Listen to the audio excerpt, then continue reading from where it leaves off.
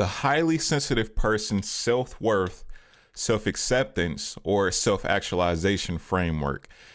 You know, it's so interesting being an empath, right? Because we so empathetic, we so non-judgmental, we give other people so much, the lead way that we take it all from ourselves, right? We the most harsh, we the most hard on our own selves, right? Sometimes it'd be hard for us to show ourselves self-love, to give ourselves self-worth, to see ourselves put ourselves on a pedestal that we should be doing, right? I believe a big part of that is because we get so tied up in our own stories about ourselves, right? We get so tied up in the past mistakes that we have went through, the past guilts, the shames, to the point where we's like, yeah, we're gonna be hard on ourselves because it's like, it's us, right? We know ourselves, we live in our own body, so it's like we feel like we don't need to show ourselves as much compassion as we really should be. And when you do that, it's really messing with your own self-worth, right?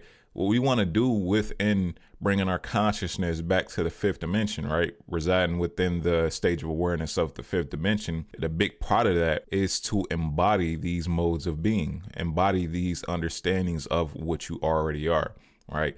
You are already being these things without having to do anything to achieve it. So it's hard to show ourselves self-love, to give ourselves peace within that, and self-acceptance when we're being very harsh on ourselves, right? When we're not giving ourselves the same level of self-worth that we will give to others. So this framework is to help tackle that, pull away that boundary, that boulder that's in a way, so that way you're able to show your soul and give to yourself these modes of being, this level of awareness, right? Give yourself self-love, give yourself compassion, right?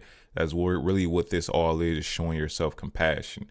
As empaths, for some reason, we just lack that part. We just be so hard on ourselves, but we show others so much compassion. I think the biggest reason for that, and we're getting away with that, is we get so lost in believing that we are our soul, and we forget the fact that we are not our soul, we are our spirit. So us being the spirit, all right, this is a star right here. You are essentially the caretaker. This is your main job. You are the caretaker of what? Your body, your soul, your mind, your own self-worth, and who you believe yourself to be. You are not the body.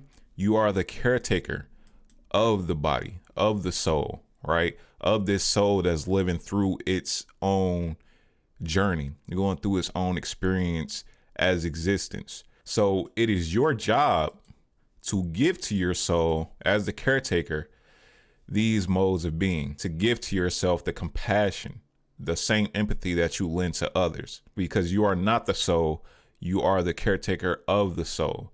So it is up to you to give the soul the best experience that it can have while it is here. And now this shifts your framework from believing that you are the body and being so harsh on yourself and needing to hold these stories and needing to be doing all and achieving all of these great things in order to feel love within yourself, in order to feel abundant, in order to feel accepted. So you being the spirit, the soul is your body, your soul, your being, all right, that you're experiencing your human experience through right now. This is your child. You are here to take care of this child. So within that, we want to embody these modes of being and give it to our soul. We want to show ourselves the same empathy that we give to other people.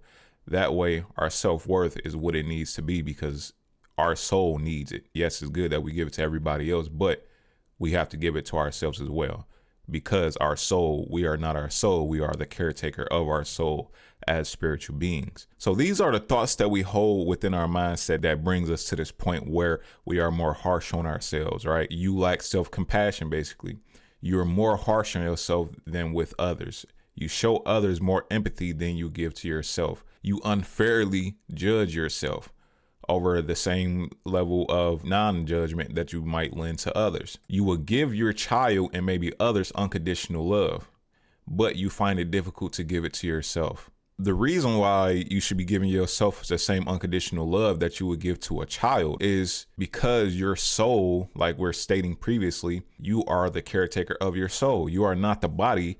You are your spirit living through this soul, right? And this soul needs to be taken care of just as you would take care of the child that you have, just as you would take care of a loved one. The same unconditional love, the same compassion, the same acceptance, the same things you would tell a child or somebody that you love is what you as your spirit needs to be telling your soul, aka this body. Get rid of the negative stories and the negative programming that you've been holding on to from your past, or even things that's going on within your present that are infusing with your identity and keeping you in a negative state of being, keeping you in a lower form of self-worth. Every reason in your mind that you come up with as a reason why you believe that you're not worthy, alchemize and reframe it as the exact reason why you are worthy. Because you can.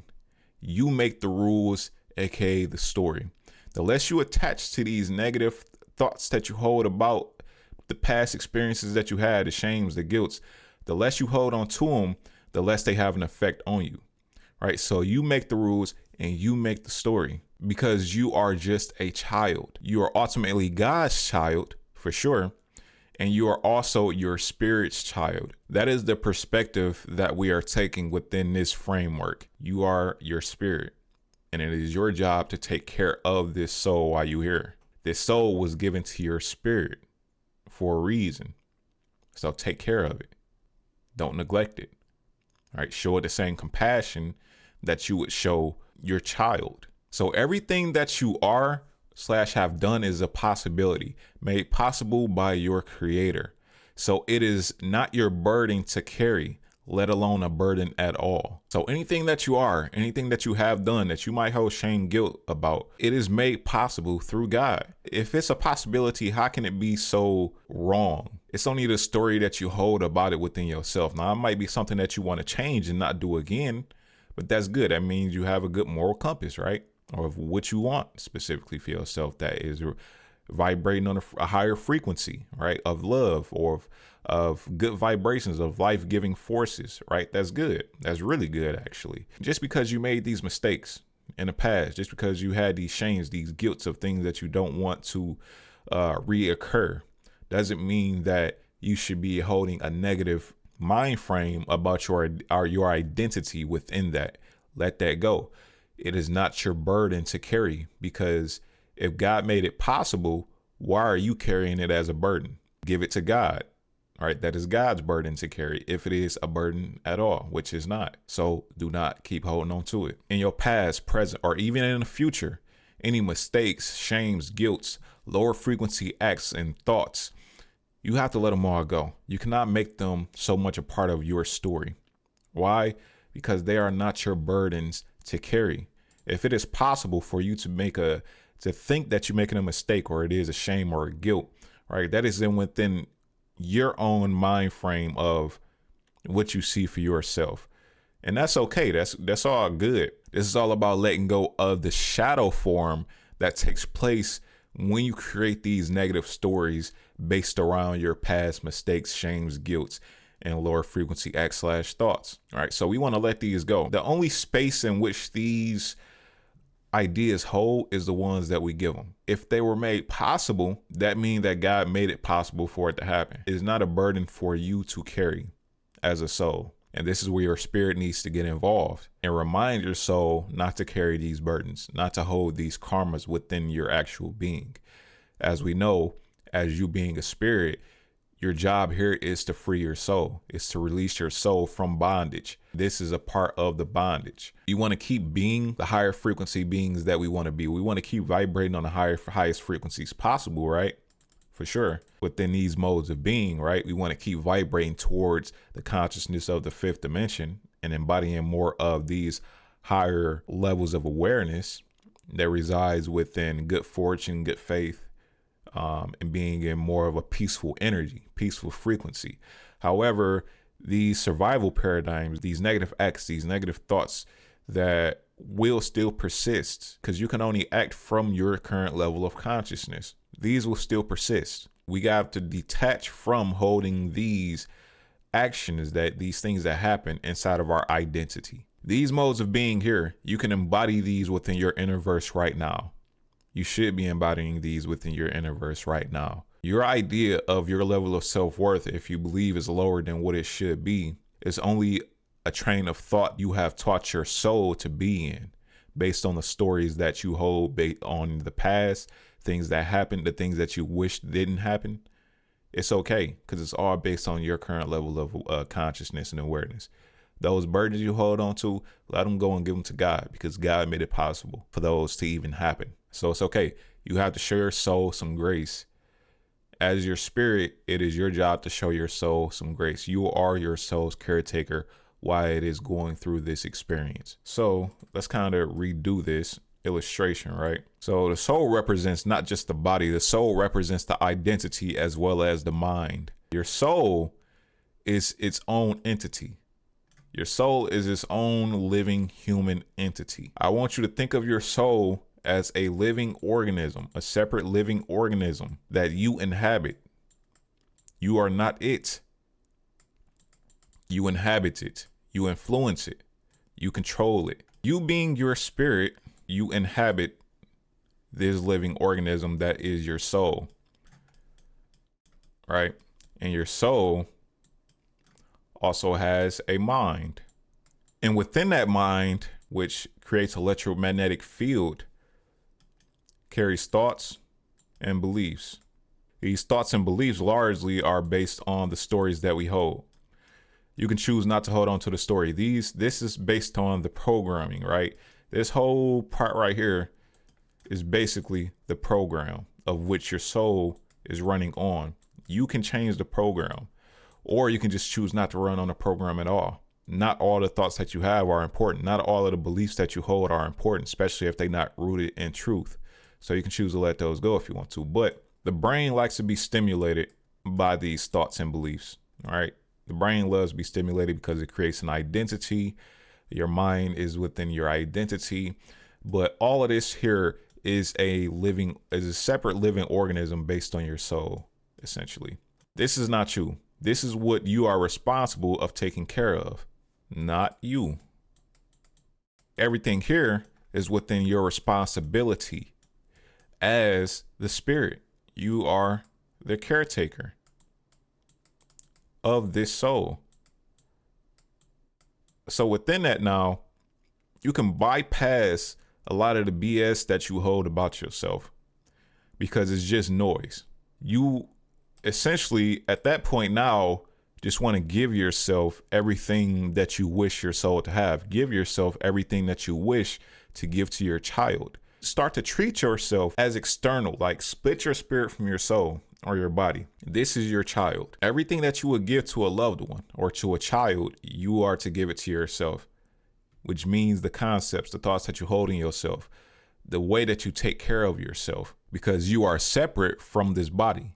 At the same time, you are living within it. As the spirit, it is your responsibility. This soul is your responsibility. So when we talk about establishing self-worth, self-acceptance, it is your job to give it to your soul. It is your job to help your soul to establish these modes of being within itself. That is exactly what it needs as your child. It's a separate living organism, right, that you take control over. You do not exist. You take control of this soul which exists. So treat yourself separate from yourself. See yourself separately from what you actually are. Everything within your body, your mind, your soul, even the cell, down to the cells that operate within you, they are living organisms that are separate from you as the spirit. Technically, if you've seen a video on this channel previously, you would know you are a consciousness. So you really are consciousness. But however, consciousness is just a medium that the spirit uses in order to tether down into this soul and have a human experience. So your main goal as this spirit is to take care of this soul, take care of this living organism that you have spawned into, which means giving it the right mental framework, the right mindset to operate from, because nothing is holding you back from doing so.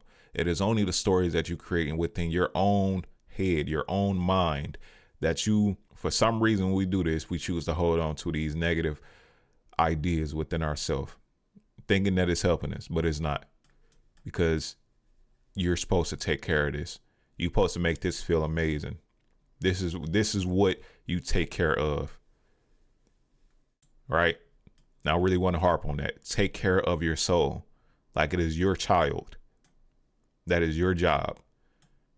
It don't matter what the world or what has happened in your past. None of that matters.